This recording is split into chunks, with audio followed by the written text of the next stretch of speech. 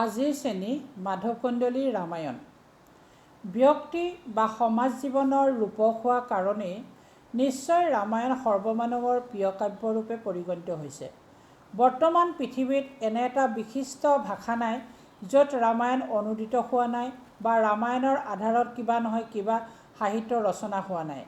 মাধৱ কন্দলীয়ে অসমীয়াত ৰামায়ণ ৰচনা কৰিছে।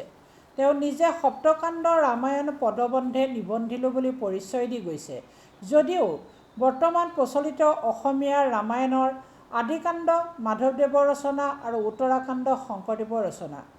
কিষ্কিন্ধাকাণ্ডৰ অন্তত তেওঁ ৰামায়ণৰ কাহিনীগত ভাৱাদৰ্শৰ পৰিচয় দি কৈ গৈছে দৈৱবাণী নহিতো লৌকিকহে কথা বুলি। অথচ বৰ্তমান যি ৰূপত ৰামায়ণ পোৱা গৈছে সি দৈৱবাণী বা অলৌকিকতাৰ প্ৰভাৱৰ পৰা মুক্ত নহয়। শংকৰদেৱে মাধৱ কন্দলীক পূৰ্বকবি অপৰমাদী বুলি পৰিচয় দিয়াৰ পৰা ধাৰণা কৰিব পাৰি যে মাধৱ কন্দলী শংকৰদেৱৰ পূৰ্বৰ অৰ্থাৎ প্ৰাকশংকৰী যুগৰ আৰু অপৰমাদী কবি বুলি বিশিষ্ট প্ৰতিভাশালী কবিয়ে আছিল বুলি কবি কন্দলীক নিজে কৈছে আৰু সেইটো আমি ধাৰণা কৰিব পাৰোঁ। কবি কন্দলীয়ে নিজে এইবুলি কৈছে কবিৰাজ কন্দলী যে আমাকেহে বুলি কয় কৰিলোহো সৰ্বজন বোধে ৰামায়ণ সুপয়াৰ শ্ৰী মহামাণিক্য যে বৰাহ ৰজাৰ অনুৰোধে বুলি আত্মপৰিচয় দি যোৱাত তেওঁক বৰাহ ৰজা মহামাণিক্যৰ সমকালীন আছিল বুলি অনুমান কৰিব পাৰি। তেওঁ যে মহামাণিক্যৰ পৃষ্ঠপোষকতা লাভ কৰিছিল তাকো সহজে অনুভৱ কৰিব পাৰি। মহাপুৰুষ শংকৰদেৱে উত্তৰাকাণ্ড ৰামায়ণৰ পদ ৰচনা কৰি ৰচনাকালত পূৰ্বকবি অপৰমাদী মাধৱ কন্দলী আদি বিৰচিলা পদে ৰাম কথা হস্তিৰো লেখিয়ালাদ সহাজেন ফাৰে মাৰ্গ মূৰভল্য তেনয় অৱস্থা বুলি মাধৱ কন্দলীৰ বিষয়ে সশ্ৰদ্ধ প্ৰশংসা কৰে। তেতিয়া কবি কন্দলীৰ বিষয়ে অন্ততঃ দুটা কথা জনা যায়। প্ৰথম, কবি কন্দলী শংকৰদেৱৰ পূৰ্বৰ ৰামায়ণৰ কবি আৰু দ্বিতীয় কন্দলী কবি অপৰমাদী আৰু আদি কবি। মাধৱ কন্দলীৰ প্ৰতিভাৰ প্ৰতি থকা গভীৰ শ্ৰদ্ধাৰ নিদৰ্শনো উদ্ধৃত পদৰ মাজেদি প্ৰকাশ নোপোৱাকৈ থকা নাই। ভাৰতত বাল্মীকি ৰামায়ণক প্ৰাচীনতম লিখিত ৰামায়ণ ৰূপে স্বীকাৰ কৰা হয়। সেইফালৰ পৰা কন্দলী ৰামায়ণৰ মূল আধাৰ গ্ৰন্থ বাল্মীকি ৰামায়ণেই। মাধৱ কন্দলীৰ ৰামায়ণৰ প্ৰথম বৈশিষ্ট্য এই যে ই বাল্মীকি ৰামায়ণৰ প্ৰায় অবিকৃত অসমীয়া ৰূপান্তৰ।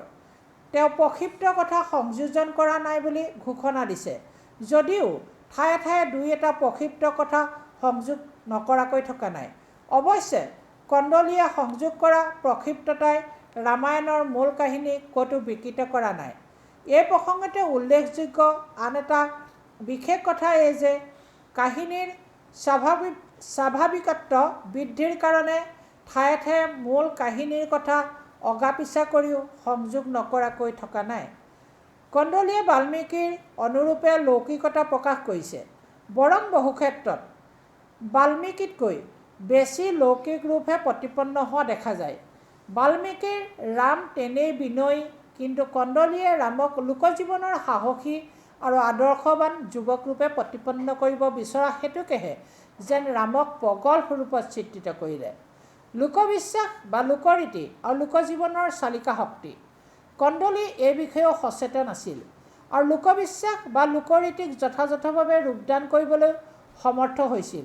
এই ক্ষেত্ৰত শুভ অশুভ বিষয়ক বিশ্বাসবোৰ আৰু সপোন তত্ত্বৰ কথা বিশেষভাৱে উল্লেখযোগ্য।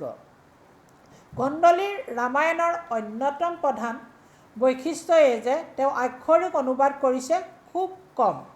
মূল কাহিনী বাল্মীকিৰ পৰা গ্ৰহণ কৰি নিজস্ব ৰুচি আৰু অনুভূতি অনুসৰি তেওঁ সমকালীন অসমীয়া সমাজৰ উপযোগীকৈ ৰামায়ণৰ পদ ৰচনা কৰিছিল। তেওঁৰ ৰামায়ণ ৰচনাৰ মূল ৰীতি হ'ল লম্বা পৰিসৰী সাৰোদ্ধিতে। কন্দলী ৰামায়ণৰ অন্যতম প্ৰধান বৈশিষ্ট্য এই যে প্ৰাকৃতিক সৌন্দৰ্যকে ধৰি বিবিধ সৌন্দৰ্য বা পৰিৱেশৰ কথা চিত্ৰণৰ ক্ষেত্ৰত কবিয়ে তেওঁ সমকালীন অসমৰ কথা মনলৈ আনিছিল। অসমৰ পৰিৱেশ পৰিস্থিতিকহে যেন তেওঁ চিত্ৰিত কৰিছিল। প্ৰাচীনতম অসমীয়া লিখিত কাব্য সাহিত্যৰ নিদৰ্শনস্বৰূপেও কন্দলী ৰামায়ণৰ ভূমিকা অতি গুৰুত্বপূৰ্ণ। কন্দলীয়ে প্ৰয়োগ কৰা ভাষা তেওঁ সমকালীন। চতুৰ্দশ শতিকাৰ অসমীয়া মানুহৰ ভাষা।